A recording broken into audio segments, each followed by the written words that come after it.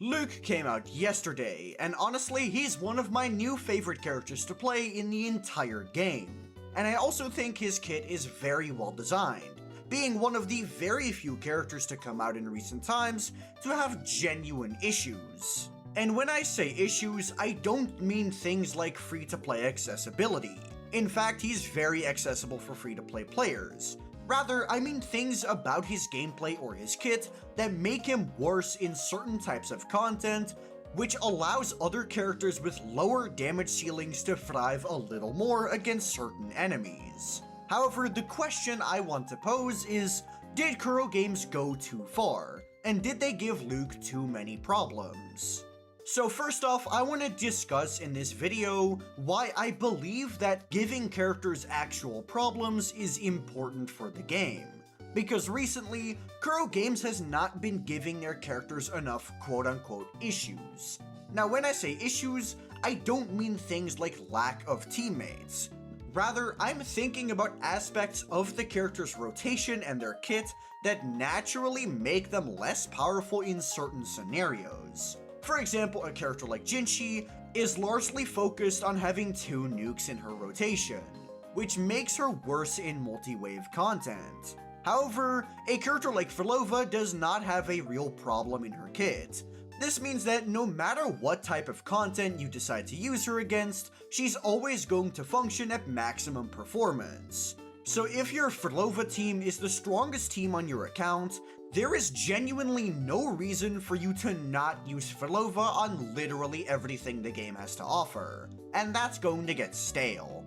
The reason I want characters to have quote-unquote problems in their kit is because I want certain characters to be best for certain scenarios, rather than just using the one that does the most damage. It's like how in the past for Whimpering Wastes, characters with consistent damage output and high AoE would often be better than characters who did more damage than them, simply because the game mode favored those aspects. But nowadays, after the rampant HP inflation that Whimpering Waste has experienced, now it's a lot more about just throwing as much damage as you can at the enemy. And like I said before, I personally believe that that's boring. So every character should specialize in a certain scenario that other characters can't do as well, and in turn, they should have scenarios that they are not as strong in. So to use Luuk as an example, he is going to be primarily strong against enemies that fly in the air because he himself is incredibly aerial and has good ways to chase down enemies that move away from him. However, he is a lot less effective in multi-wave against smaller enemies, because if he's already targeting an enemy that's in the air, and there's a different enemy that's on the ground, you're simply not going to be able to hit that enemy. This is something you will be experiencing in Whimpering Wastes a ton when you are playing Luuk. So if you're fighting something like Sentry Construct and you have to choose between either Luuk or Galbrenna, despite Galbrenna's damage output being theoretically higher, Luuk would end up being a better character, simply because he has better ways of dealing with aerial enemies. However, when you try to design characters this way, you end up getting into a very interesting spot. Because if you make the character's issue too big of a deal, or something that's too common within the game, you risk making the character a lot weaker than they're supposed to be. So that's why my question in this video is, did they actually manage to strike a good balance when they were designing Luuk's kit, or did they go too far in the wrong direction? In order to do that, we have to analyze all of the positives that are unique to Luuk and then all of the negatives that are unique to him. And when I say unique to him, I don't mean that he's the literal only character who can do it, I mean that it is just a thing that most characters don't have but he does. So like I said, the primary thing that Luuk does that most other characters don't is aerial combat. And by aerial combat, I mean entirely aerial. Most characters have at least some moments where they're on the ground. Kardathea is primarily on the ground. Imeth is almost entirely on the ground, etc, etc. Being nearly always in the air is something that most characters just don't do, and this allows Luuk the ability to really just handle flying enemies like almost no other character can. If it's something like Sentry Construct, the Nameless Explorer, or Impermanent Terran, you can bet your ass that Luuk will be able to chase them down no matter where they decide to go. So having incredibly good chase potential is definitely a very good positive that Luuk has at his disposal. Additionally, because of Toon Strain's mechanics, he is someone who is able to scale his damage output over time. His first rotation is going to feel a bit weaker than his subsequent rotations because he's going to be stacking up his Toon Strain over time. So the longer a fight goes on, the better Luuk is going to feel. Even when you're at 4 stacks of Toon Strain, you're still going to see benefit out of it because more of your rotations are going to be at 4 stacks. So in a mode like Doubled Pawn Matrix where you're set to 2 minutes of combat, that is something very nice at Luuk's disposal. Outside of that, there's not that many things that Luuk has at his disposal that other characters aren't able to replicate. So I guess it's time to look at the things that Luuk really struggles with because of the way his kit is designed. And I think the biggest one by far is multi-wave. Luuk is a toon break focused character, much like Imeth, Lene, and Mornia, which means that, just like all of those characters, he is naturally going to have more problems with multi-wave. However, I would argue that Luuk definitely has it the worst. Why? Because he has absolutely zero access to Toon Rupture. Something that made Toon Rupture a lot more usable against common echoes is the fact that getting your first Toon Break on an enemy really doesn't take that long. This gives you an almost instant reward because of how Toon Rupture works. It's just 1 tick of damage and then it's done. However, with Toon Strain it's different, because Toon Strain is a buff that lasts for a while. So optimally, you're going to have quite some time to actually take advantage of the buff. However, this is not going to be the case, because you're still fighting common echoes who are going to die by a sneeze. So ultimately, your Toon Strain is basically worthless.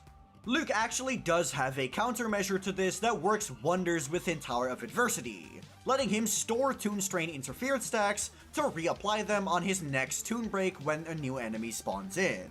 However, this is not something you're going to be able to really take much advantage of in Whimpering Wastes, because like I said earlier, enemies are probably going to die half a second after you actually get your Toon Break. And even then, applying the Toon Strain interfered stacks has a cooldown, which means that you're just gonna lose the stacks immediately anyway. So Toon Strain simply was not built for Whimpering Wastes, and it is what Luuk is designed to work around. But that's not the only thing that's actually working against him, because Luuk's aerial nature comes to haunt him in this scenario. Unlike someone like Brant, Luuk actively scoops enemies into the air with him. Because while Brant attacks enemies and goes lower to the ground in order to reach them, Luuk will not do that. So like I said earlier, if there's an enemy in the air that Luuk is attacking, and there are other enemies on the ground, Luuk will simply just not be able to attack those enemies. So you're gonna have to wait until you kill that singular enemy in the sky to actually reach the enemies on the ground, which is going to be wasting a ton of Luuk's potential damage output. And not just that, Luuk's damage output is in general not really that consistent. While someone like Imeth has Toon Rupture to help her out, Luuk does not. So he has to look entirely on his own kit, and he is a very nuke-focused character, focusing almost entirely on his forte skills and his liberation. His liberation can obviously only kill 1 wave at a time, because, well, enemies can't spawn in the middle of your liberation animation. So that leaves the forte skills.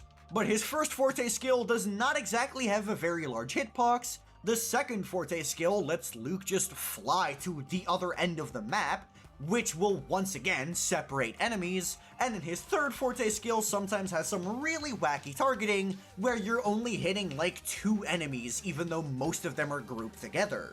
Which means that Luuk is wasting a ton of damage when he really doesn't need to. So overall, Luuk's entire kit comes together to make him a very bad character in Whimpering Wastes. I'm not even going to sugarcoat it and say he's mediocre. A lot of players are simply not going to get a good score with their Luuk in Whimpering Wastes, even if they have good builds. And that's why my answer to the initial question of the video is, I believe Luke's quote-unquote problems made him too weak. While his strengths definitely do help him, they're not enough to compensate for him being completely bricks within one of the endgame modes. And because his damage output isn't exactly anything stellar either, I think Luuk overall is a pretty low value character unless you're a new player. Obviously, I do think he's going to get a teammate in the future because he's unable to cap out one of his inherent skills, and Linnea's Ultra skill is not super synergistic with Luuk. But because Linnea is such a broken character, it's going to be hard for this new sub DPS to actually feel like a worthwhile upgrade over Linnea. I do think Luuk was a very good attempt at trying to strike the balance that I want to see in characters, but overall I do think it hurt him more in the long run than it actually helped him. But that's just my opinion. Let me know what you think down in the comments below, and while you're down there, be sure to like the video and subscribe to the channel. Additionally, if you have any questions, you should join my Discord server, which is linked down in the description. And if you just want to see more of me, you can check out my second channel, which is also linked in the description. But that'll be all from me. Peace.